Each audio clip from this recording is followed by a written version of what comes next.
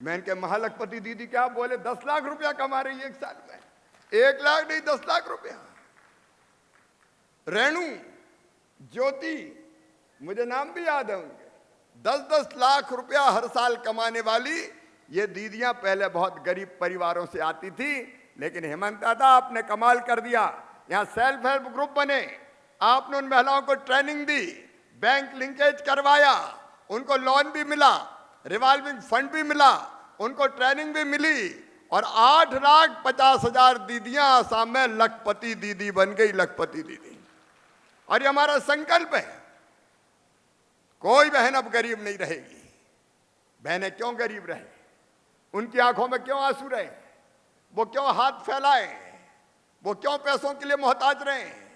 वो काम करेंगी और आगे बढ़ेंगी। और मुझे पूरा विश्वास है जो 33 लाख आपके सेल्फ हेल्प ग्रुप में बहनें काम करती है, आने वाले समय में वो भी लखपति दीदी बनाई जाएंगी, बना दी जाएंगी। यहां बड़ी संख्या में बहनें बैठी हैं और मैं जानता हूं बहनें कितना प्यार करती है अपने मुख्यमंत्री को, मंत्री को, इस सरकार को। बताओ मेरी बहनों, सब बहनों को लखपति बनना चाहिए कि नहीं? जोर से बताओ, बनना चाहिए कि नहीं? तो ये अभियान आसाम में चल रहा है लखपति दीदी बनाने का। हमारे सेल्फ हेल्प ग्रुप के काम के माध्यम से ये बहनें लखपति दीदी भी बनेंगी। और एक बात और, कृषि के बारे में मैं अभी दादा से बात कर रहा था, कृषि मंत्री जी बैठे, रंजीता बैठे। यहाँ की खेती किस तेजी से बढ़ रही है, अद्भुत है। यहाँ की धरती सस्य श्यामला धरती, इसकी उर्वरक क्षमता अद्भुत है। यहाँ का धान हो, यहाँ के फल हो।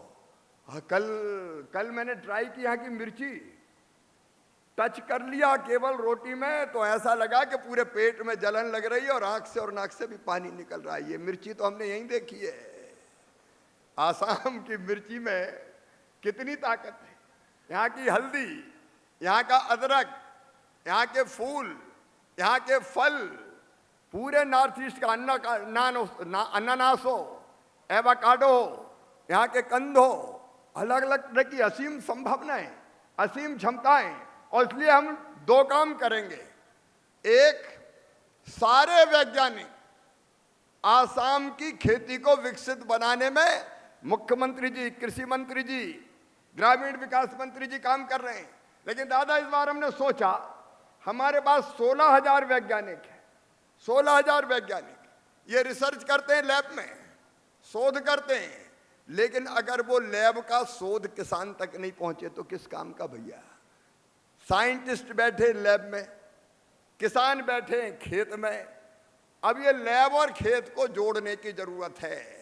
वैज्ञानिक लिखने किसान के पास जाएं और उनको बताएं कि सबसे अच्छी वैरायटी कौन सी है, तुम्हारी मिट्टी में कौन कौन से तत्व हैं, कौन सी कमी है और वो कमी किस खाद से पूरी हो सकती है, कौन सी बीजों की वैरायटियां अच्छा उत्पादन दे सकती है, किन कीटों का प्रकोप होता है, उनसे कैसे बचा जा सकता है।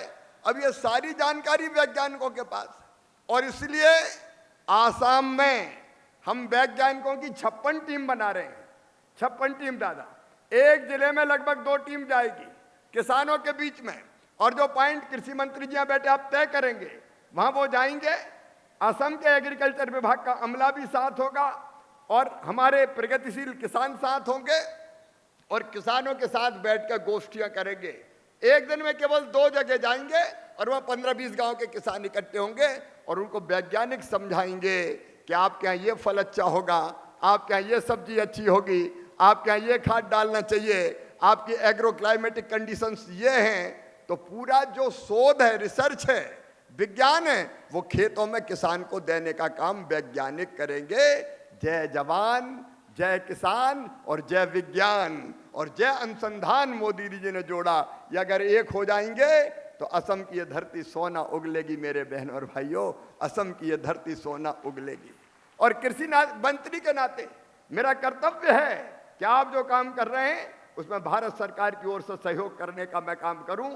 मुझे पूरा विश्वास है हमारे वैज्ञानिक आपके मार्गदर्शन में, आप जो उनको रास्ता दिखाएंगे कि कहाँ कहाँ जाना है, कैसे जाना है, बहुत बेहतर काम करेंगे।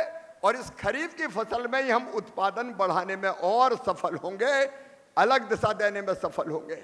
यहाँ के कृषि उत्पादों की प्रोसेसिंग, मार्केटिंग, ब्रांडिंग, इसकी भी योजना बनाई जाएगी ताकि असम के उत्पाद असम में अकेले में नहीं, पूरे हिंदुस्तान में जाएं और पूरी दुनिया में धूम मचाएं। वो दिन आएगा असम वासियों, वो दिन आने वाला है।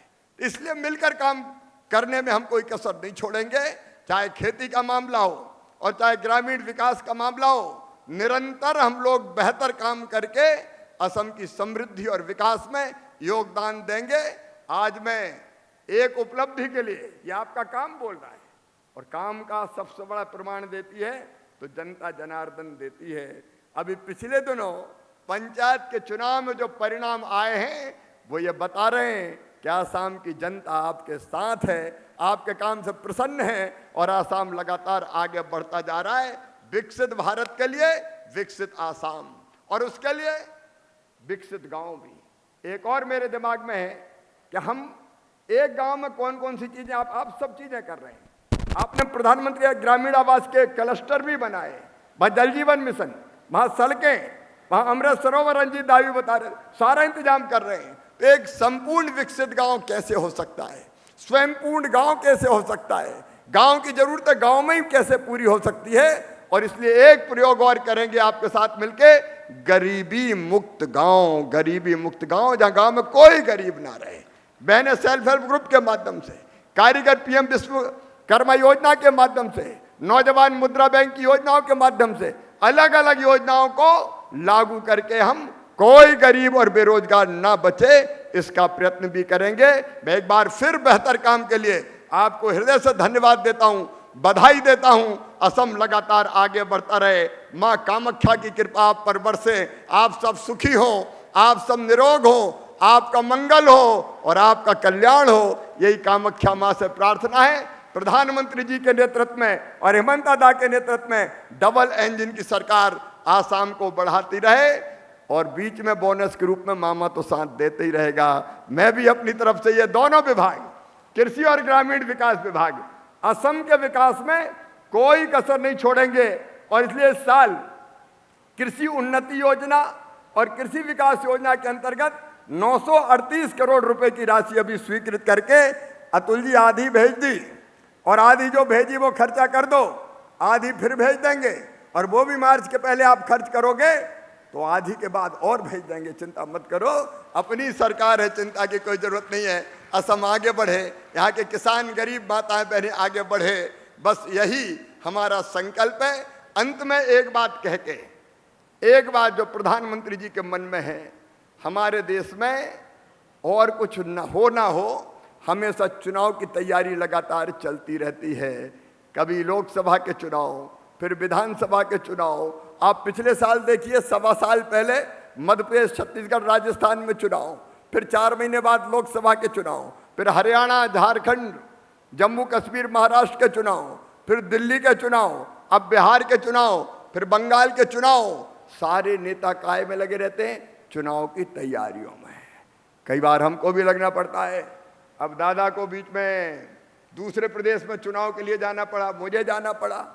एक सोच मन में है प्रधानमंत्री के, अगर वो हो जाए, ये हमेशा होने वाले चुनाव बंद करो, संविधान में संशोधन करके 5 साल में एक बार लोकसभा विधानसभा के चुनाव साथ करो, ताकि 4.5 साल सरकारें काम कर सके। बोलो, होना चाहिए कि नहीं होना चाहिए? सब बताएं, होना चाहिए कि नहीं? विकसित भारत के लिए जरूरी है कि बार बार चुनाव का नाटक बंद हो, संविधान में संशोधन हो, और एक साथ 1 साल में लोकसभा विधानसभा के चुनाव हो जाए साथ में। क्या दिक्कत है? एक ही मन से दादा भाषण देंगे कि इसको एमपी के लिए वोट दो, इसको एमएलए के लिए वोट दो।